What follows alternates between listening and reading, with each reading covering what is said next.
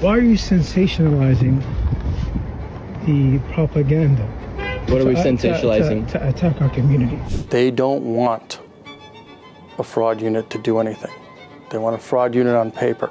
Halicki was fired in 2013 while in the midst of a big investigation. This is a cover-up. This is a deliberate attempt by the officials in Hennepin County to deceive the taxpayers. Sometimes they would come in, sign their children in, sign themselves in, and go grocery shopping. Our sources say the more children a woman had to enroll in childcare, the more she'd make per hour. How you doing, man? I just want to ask you, Yes, sir. why are you sensationalizing the propaganda?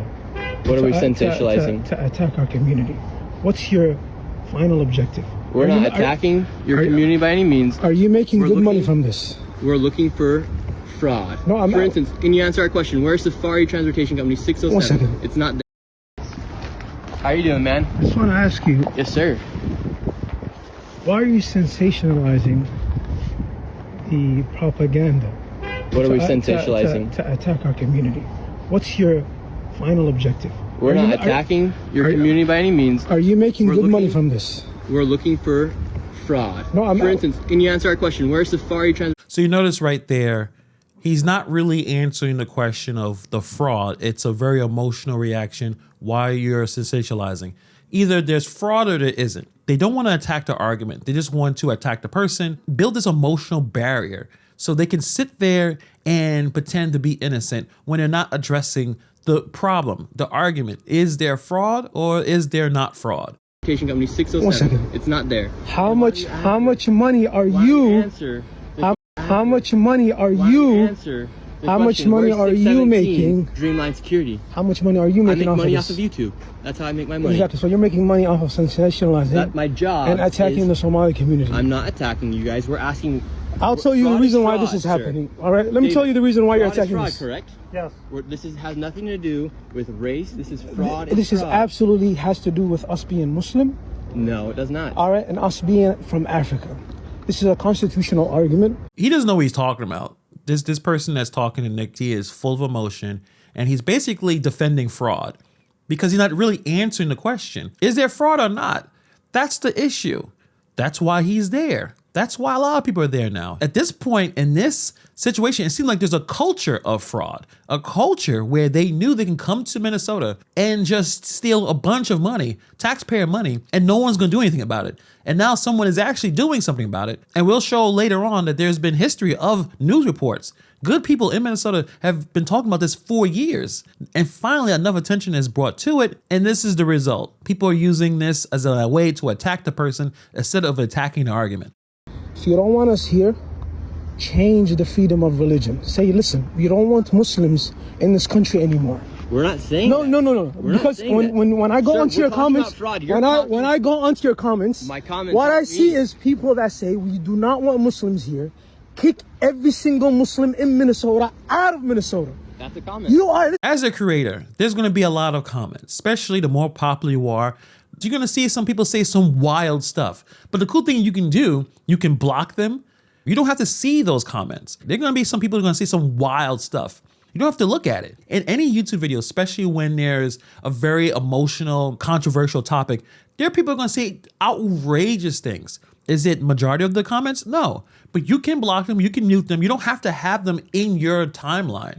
But to say that the comments or reflect the person that is creating a video is ridiculous. It's not true. Listen, you're preparing for the Somali community to maybe be taken to concentration camps, just like the Japanese community. All right, you're sensationalizing. No, we're not. All right, Sir, something that answer can the listen. question. Where- That's something where that can is the transportation something that vehicle can company? jeopardize Answer the the question. safety and the protection of This the is Somali fraud. community. We're talking If about anything fraud, sir. happens to the Somali We're talking community, about listen, fraud. I'm not doing anything. I'm not physically touching You're you. getting very close. I'm not physically touching very you. close. No, I'm not physically touching you. This is fraud. What We're you're talking about doing, fraud. what you're defending doing, fraud. when You're I go defending into your fraud. comments, You're defending fraud. people who hate Muslims, who People want us can- out of here people can say for what they being want. I'm not Muslim, censoring are anybody. using your material. Islamophobes use your material. People who hate Islam use your material. He's not answering the question. So now he's getting really, really emotional. And that's unfortunate when you can't really have a civil conversation with someone that becomes so emotional. Really, you just ignore them at this point because there is no real conversation being had here. Say to us, we don't want you here. Okay. Change the Constitution. Okay, But guess what? Let me tell you something. Guess what? Say it. We're asking about You fraud. know, what you asking do, about fraud. you hate Muslims. I'm not saying I hate You Muslims. hate, We're you know, talking you about hate fraud. Muslims. We're talking Why are about you fraud. attacking us? Are we the fraud. only community that suffers because of fraud? We're talking about Are we fraud. the only community that does fraud? Are we the only community that does this? This is about fraud. All right, but there's what, 300 Somali providers in fraud. all of Minnesota? There's actually. I'm not. 100. Don't touch me. Keep talking. Jayla, Don't go close. do you speak English? Right? Don't go close. Your security doesn't even speak English. Listen, Yeah, let me tell you so something. See, this isn't a race issue, Listen, sir. let me This say is about something. fraud. We have what, 1,000 providers? Yeah, you guys have a. Even it's 2,000 providers. Okay, You sir. want to sacrifice the safety of Sir. 80,000 people We're not because of fucking 2,000 providers? Are you fucking mad? Senor. Are you stupid? I'm not stupid. You're stupid. You're Where's the sensationalizing. What about if a mass shooting happens in Minnesota? It will be because of you. It will be because of you. So notice what didn't happen. No one answered a single question about money. No one explained empty buildings. No one explained these licenses. Instead, it instantly turns into you're racist, you're attacking the community, you're putting people in danger. That's not an accident. That's a shutdown tactic. Because once the conversation becomes about race and fear, the fraud question disappears. If any Somali gets hurt in Minnesota, it's because of Nick fucking Shirley. If any Somali, if one single Somali gets hurt, This is about fraud, it's because sir. of you. Sensationalize this, you son of a bitch. Sensationalize this. Wow, you're Get the very fuck nice. out of our neighborhood. Very nice. Get the fuck out of our neighborhood. Can you tell me where the Get the transportation fuck out of our neighborhood. We don't want you here. Oh, your neighborhood. Get the fuck out of here. Get the fuck out of here. Calm down, sir. Get the fuck out of here. You want a sensation? You want clicks? You got clicks. You want clicks? You got clicks. You want a click? You want any YouTube? You want any YouTube clicks? You got YouTube clicks. Now get the fuck out of our community. Tell me where the Get the transportation fuck out of our community. Tell me where the. You stupid racist motherfucker. Say I don't want Muslims here. Say I don't want Muslims here. Say it. Say I want to change the Constitution. No, I don't and I want to want change to freedom of religion. And I don't want Muslim Somalis in Minnesota. Kick them out. I was born in this country. You have to take the passport away from me. Relax. That is what you are arguing for. We're not talking. Change the Constitution. Then. Fuck you. Get the fuck out of my community. Get the fuck out of our community. Get the fuck out of our community. Get the fuck out of here. Get the fuck out of here. Stupid fucking idiot. You need to go lay down somewhere. That did not help. Not help the situation. Did not really help your cause. And yes, you will be helping people get a lot of clicks and views because you basically crashed out on this situation here and you didn't help at all. And it shows that when confronted with fraud, there are people willing to lose their damn minds instead of actually answering the fraud allegations. Federal officials now say they're freezing payments to Minnesota childcare centers while they investigate claims of fraud. Deputy HHS Secretary Jim O'Neill posting on social media today, "We have turned off the money spigot and we are finding the fraud."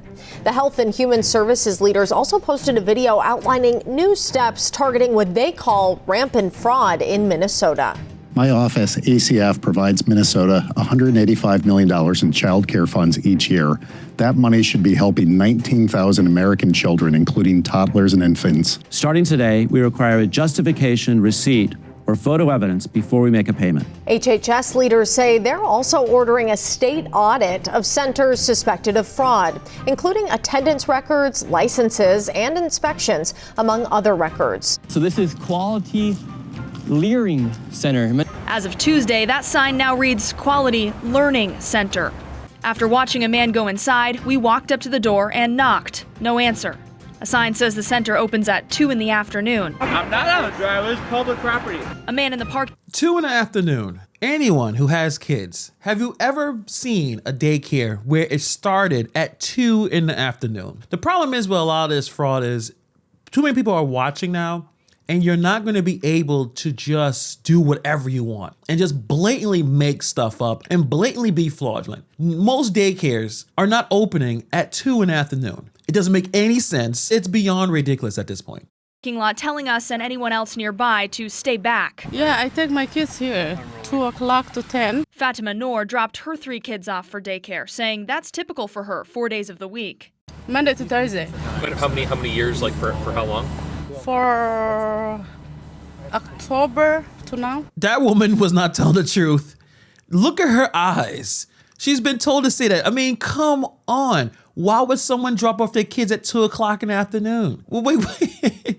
She looked the way I looked if my wife asked me, hey, Hannibal, did you buy a whole pizza from Domino's after we had dinner and I went to sleep? And my eyes went, yeah, no, I didn't do that at all. No, that pizza was from earlier in the day. That box was just old. Like, come on. No one believes you, ma'am. No one believes you. After state officials said Quality Learning Center had closed a week ago. They haven't responded to questions from WCCO about it being open now, but say visits were being made to each of the centers on Monday and payments are still on. For the current child care centers that have been named in the video, we have not paused. There isn't a current pause on any of their payments. But mind you, she said earlier the Quality Learning Center was supposed to be closed. She said it was closed a week ago or something like that. And then you realize that it's still open. This is a collection of extremely incompetent and corrupt officials that is running Minnesota. They think that this is just normal. They think this is okay. And that's why so many people are saying, no, it's not okay. Many people across that state and across the country have a big problem with what's going on right now. And this right here explains why this story survived for so long. Not because no one noticed. If you've been following this channel for a couple of days, you already know what's going on. Daycare fraud, welfare fraud, taxpayer money being taken away. But what most people don't realize is how far back this goes. This does not start with Nick Shirley. This goes back many, many years, 10 years in fact. And just yesterday, I give props to the Fox 9 Minneapolis St. Paul. They reposted their old investigations on YouTube from 2013. This is not opinions or even commentary. This is real reporting that they were doing. So we're gonna check out those videos because they're extremely important. They prove that good people in Minnesota did try to expose this a long time ago and they were being stopped. And you'll see the same patterns. Empty buildings, fake enrollments, millions paid out anyway.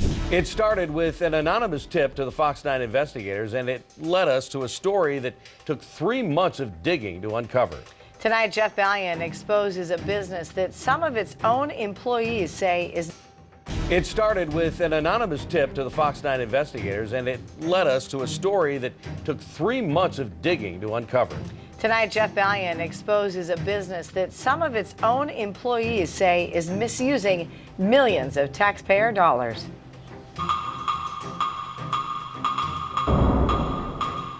They made their move before the crack of dawn, targeting child care centers in Minneapolis, St. Paul, and Apple Valley, seizing computers and box loads of documents as part of a massive fraud investigation. The raid included agents from the FBI, State Bureau of Criminal Apprehension, and the Ramsey County Attorney's Fraud Unit. It went down, coincidentally, as the Fox 9 investigators were in the middle of our own probe of the same business. It's not difficult to see a pattern of what's going on here. What is going on? It's terrible how it's misused. We spent 3 months digging through records, doing surveillance, talking with insiders. It's big. It's bigger than I think the state realizes. To expose a scheme that's costing tens of thousands of taxpayer dollars a week. Absolutely insane. FBI raids, seized computers, millions of dollars involved, and yet very few prosecutions. A lot of ongoing investigations. Let's talk about how this fraud operation actually worked, because this is the part that makes it so disturbing. The money didn't just move in some complicated, genius way. It was simple. Daycare operators would claim that they were caring for dozens of children who were never there. Some locations were barely staffed, some rooms were empty, some buildings were locked, but on paper they were full. Every enrolled child meant state and federal dollars. The more names on the list, the more money came in. And once the money started flowing in, the operation didn't slow down, it just scaled up. New locations, new paperwork, same addresses, same families being recycled through the system. It's a lot of work and you have to make sure that, everything is following the rules. Yasmin Ali is the owner of Deco Family Centers. This is her giving a tour to an undercover Fox 9 producer. But a lot of people that we work with that are low-income families. Ali tells our producer that many of her customers are on assistance. They qualify to have the government pay for their kids' child care. They can get that help if they're working, training for a job, or hunting for one. I think it's doing a disservice to the people that truly do need childcare assistance. We interviewed 4 DECO employees who have intimate knowledge of the operation. They've also shared information with government fraud investigators. So they were misrepresenting a lot of what was going on there. Exactly. According to our sources, DECO was actively recruiting women who qualify for child care assistance and offering them jobs at the centers, some to watch their own kids. A fact these moms confirmed to us. Hello. Do you work here? Yeah. You do? How many children do you have? 2? And the children come here as well? Yeah. Who pays for their child care? For the child care money? Yes. The county. And the brazen part about all this, they didn't even bother hiding it. These places stayed licensed despite violations. Payments continued despite red flags. Investigators dragged on for years with no real consequences. So you ask yourself, how does a fraud scheme stay alive this long? It happens because oversight is weak, when audits are slow, when shutting something down creates political problems no one wants to deal with. It happens when investigators get ignored, when whistleblowers get pushed out, and when questioning the system becomes more dangerous than exploiting it. DECO then bills the county for child care while the moms are supposedly working. Were these legitimate jobs or not? No, there were too many that were being hired. We didn't even need that many. Our informants tell us that only a small percentage of the moms did anything. 2%. 2%. Did some kind of work. Did some kind of work. Sometimes they would come in, sign their children in, sign themselves in, and go grocery shopping. Our sources say the more children a woman had to enroll in childcare, the more she'd make per hour. According to government records, DECO's Minneapolis and St. Paul centers were each eligible to receive nearly $50,000 in child care assistance funds every 2 weeks. Do the math. That's over $2 million a year. DECO was also getting public money for kids' meals. The Minneapolis Center got nearly $90,000 for food in its first year of operation. This place did the catering. It's owned by Yasmin Ali's brothers. And think about it, who wants to snitch? Most of these mothers, their only means of income is bringing their kids to the centers, signing up and getting paid to work. Even though they're not working, they're out shopping. How significant is this problem? Massive. Steve Halicki spent 15 years as a welfare fraud investigator for Hennepin County. He came to us to grind an axe. They don't want a fraud unit to do anything. They want a fraud unit on paper. Halicki was fired in 2013 while in the midst of a big investigation. The county claims he was an insubordinate bully whose tactics were hampering efforts to catch welfare cheats. They don't want to point fingers at various organizations and people. This is nothing but a giant cover-up. These issues go way beyond Tim Walz, right? Tim Walz was not the governor back in 2013. This is a culture where people in the community were able to take away all this taxpayer money. There were good Minnesotans out there. And props to Fox for bringing this video out, demonstrating that they've been doing this for a while. They were there, they made the reports, but no one did anything about it. And we're seeing now that this runs so deep in Minnesota that finally something is being done about it. Driving down the street, I have no idea. Halicki contacted the Fox 9 investigators after seeing our series of reports on DECO daycare centers. We uncovered evidence the company was collecting millions in public subsidies for providing bogus child care services to low-income families. In essence, this scheme was really involved creating a criminal enterprise. In December, Ramsey County charged DECO's owner with fraud. The daycares that I'm going to be showing you from this point on all bill over $100,000 a month. Halicki says before he was fired, he was tracking a similar scheme in Hennepin County involving multiple child care centers. He offered to take us on a driving tour to show what he'd uncovered. What does this one say on the door? 7 a.m. to 6 p.m. There are no lights on. This building is housing its third daycare center in as many years. They just got a new license. The 2 previous daycares had their public subsidies stopped by the county because of billing irregularities. Hour after hour, I would sit here and document nothing. Halicki discovered one center was charging the county for kids who were never dropped off. See those double doors over there? Yeah. Okay. That's a daycare center. You wouldn't know it from this. He took us to center after center that had no sign outside to indicate it was a daycare. When we knocked on the doors during posted business hours, no one answered. If you're driving down the street, would you even know this was a daycare center? Probably not. Yet each location has a state license to operate, But there's nobody in there right now. and is eligible to collect child care subsidies to serve low-income families. I mean, that's blacked out up there, so you can't even tell when the lights are on or off. So this also goes to show that there are many people who are criticizing Nick Shirley, criticizing, I guess, the tactics and investigations.